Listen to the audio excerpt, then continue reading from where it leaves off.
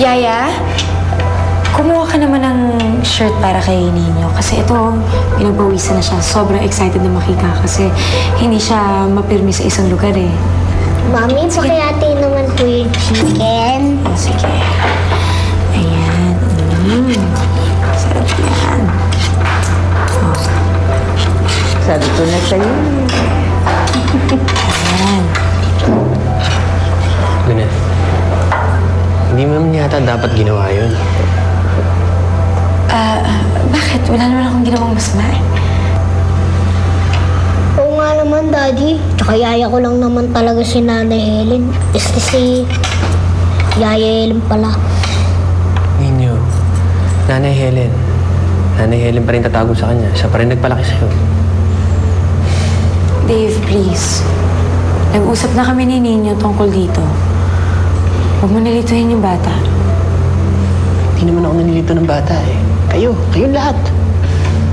Daddy, wag mo naman awayin si Mami, oh.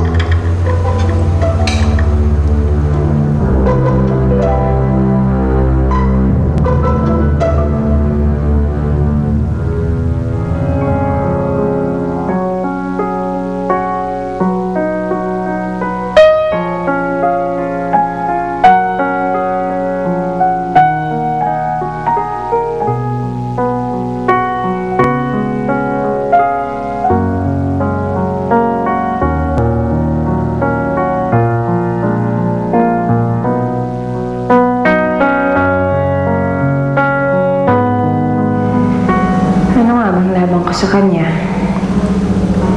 bukod sa siyang tunay mong ina, kaya niyang ibigay sa iyo ang lahat. Eh ako, ano kayang kaya kong ibigay sa iyo?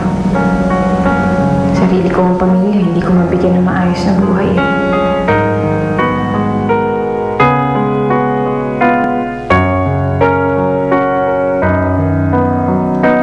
Ayan, masarap to. Gusto mo rin ito? Ayan. Okay. Gusto mo pa nito? May nakatutok ba ang camera sa atin? Siguro. Pero wag mo nalang pagsinin yun. Just act natural.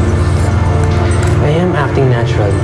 Nagtataka lang ako how come you're not. Parang kakaiba ka ng konti ngayon eh. Iba yung pag-aasikaso mo sa akin. Okay, wait. Alam ko na.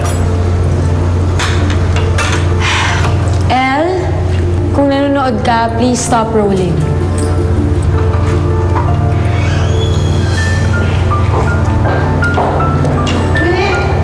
What's the problem? Akala ko ba alam mong nature ng show? Ngayon lang kami magkakaroon ng time together with Ninyo. Kaya muna kami. Kaya nga dapat makunan ito eh. I-plot pa namin ito sa news mamaya, di ba? That's right. Ma, please. Dave didn't sign for this, okay? Leave him out of this. Right. At kung kinukunan niyo ako ng labag sa aking kalooban bukas, na bukas magdidemanda ako.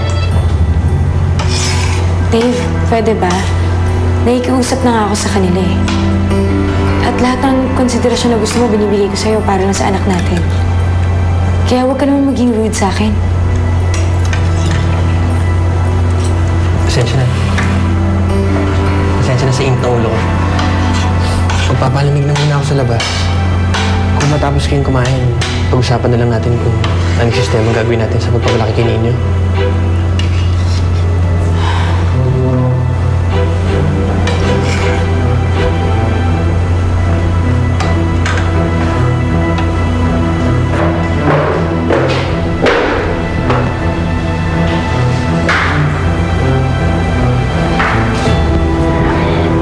Po yung pinapakawa niya.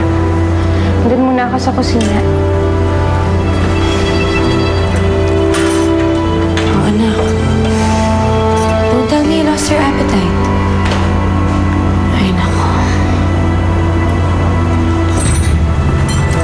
Puntahan ko lang si Dave. Hingi lang ako ng tulong para pakainin to. Dave?